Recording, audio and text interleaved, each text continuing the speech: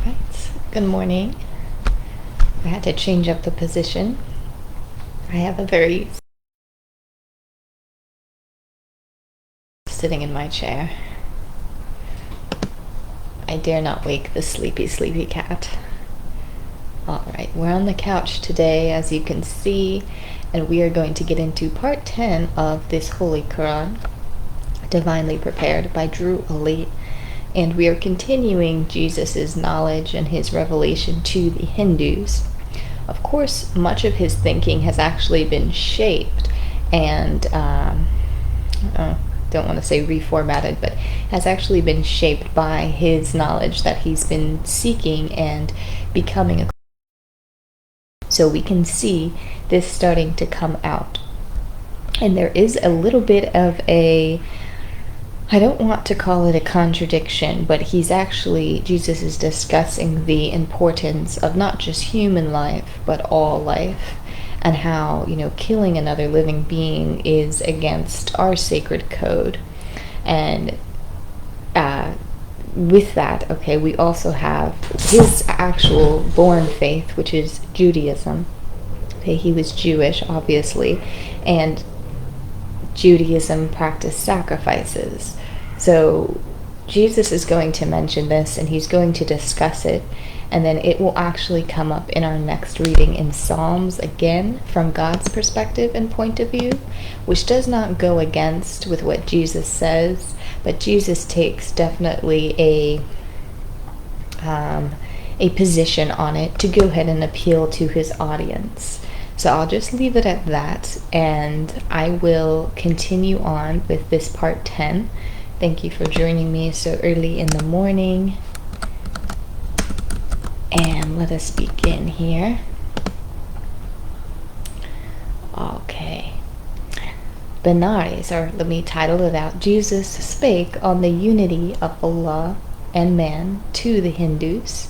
Okay, that's really the main message of this. And spake, of course, we don't use that anymore. Should be spoke, as we say today. But Jesus spake on the unity of Allah and man to the Hindus, in the name of Allah, most gracious, most merciful.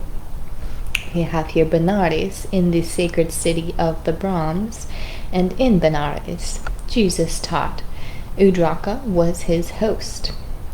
Udraka made a feast in honor of his guests, and many high-born Hindu priests and scribes were there.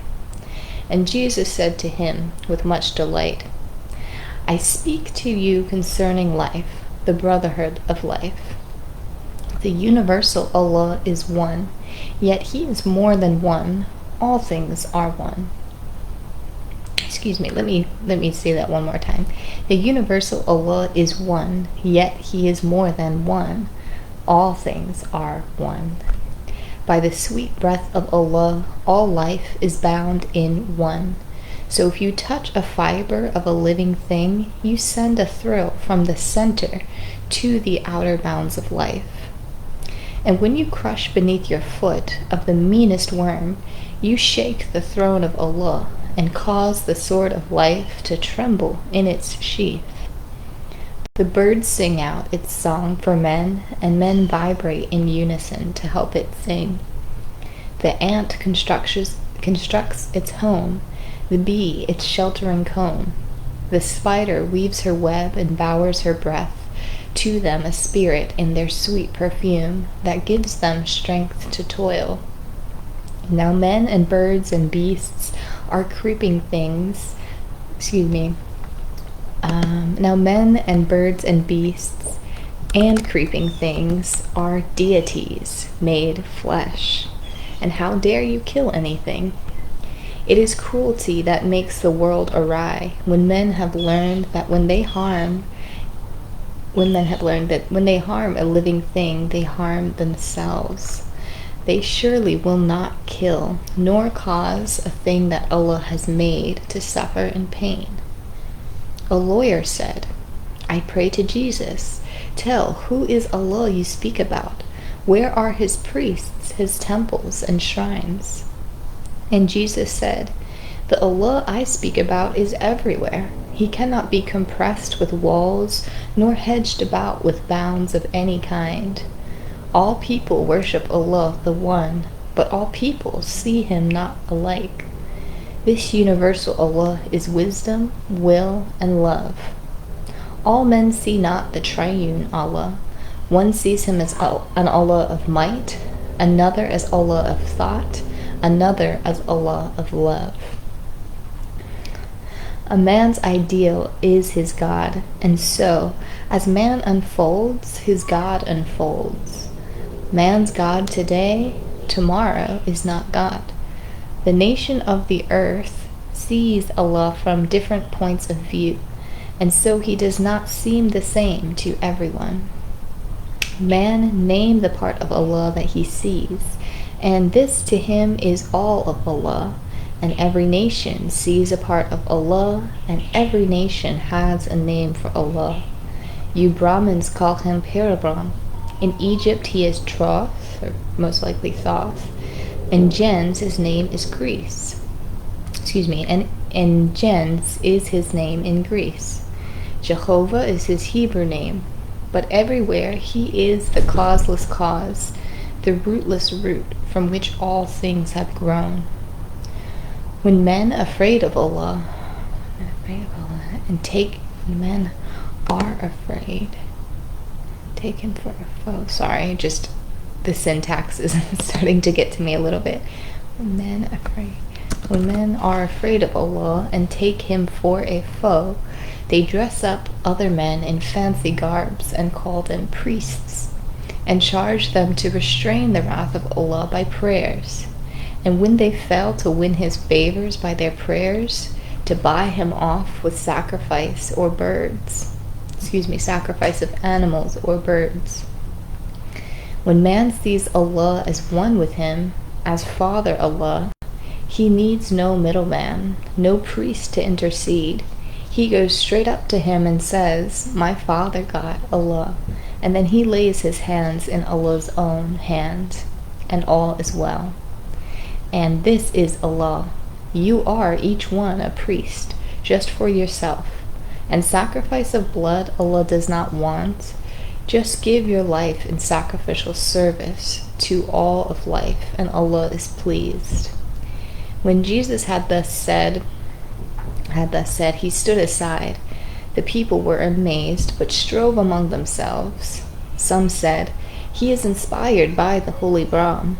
And others said, He is insane. And others said, He is obsessed. He speaks as devils speak. But Jesus tarried not. Among the guests was one, a tiller of the soil, a generous soul, a seeker of truth, who loved the words that Jesus spoke. And Jesus went with him, and in his home abode. So by the end of this, Jesus kind of skirts off, goes away, because now he's starting to cause a little bit of a ruffling, right? He's starting to get a little bit of a ruffling. And although he is very much appealing to the beliefs of the Hindus of this time, they're saying that, they're starting to put him in a box. They're saying, isn't this man Jewish, right? Shouldn't he defend and change our minds about this notion of sacrifice, which is so important to the law of Moses and all the Jews? Because it could be argued, and it is argued, that is the major divide, honestly, between the Hindu faith and the Jewish faith, is the use of animal sacrifice and blood sacrifice. Just due to I was going with this animal sacrifice and blood sacrifice, because we know, the sacred nature of all life. We're aware of the sacred nature of all life, and the Hindus, especially with the calf, that's very, very no bueno. So Jesus is trying to appeal to them. He's trying to say, you're correct in your thinking, It does rattle the sword of life in its sheath to go ahead and kill another living thing. It doesn't matter what that thing is. It's, very much a impactful thing. But as for Allah, it's not a necessary thing. It's not like he thrives and needs this blood to fuel him, as others would argue, because others even today, I digress. I'll get into it in a little bit. But that was the major divide between Hinduism and Judaism. Okay, even Buddhism and Judaism as well is the sacrifice of living things. Just as the Jews were appalled when people were sacrificing their children in the fire during this, much before this time, but it was a practice that we had read about. Just as the Jews were appalled, this is like the same situation with the Hindus. So we can understand. But people still were troubled with the fact that Jesus was not defending the sacrifice. And it's not that Jesus is saying, don't do it, right? Don't ever make sacrifices. We are actually called to make sacrifices. It just does not have to be of blood, okay? He's saying that part is not necessary. It was just a tool, right, that was used to go ahead and give up something of importance, right? These livestock were very important to the livelihood of the the Israelites, right? It was something of livelihood. What was I trying to say? There was something of morning time. My mind is now getting pulled in all different directions. It's their commodity, right? It's what they eat, right? It's important resource, right? It's a resource for the Jewish people. So again, to go ahead and give up something that is a resource to them was very significant, and it shows that they honor the Lord, right? So we're going to talk about this a little bit more actually as we get into Psalms. We are very happy about the congruencies, but it also puts some pressure on me not to misconstrue and mess up what message is being pushed forward.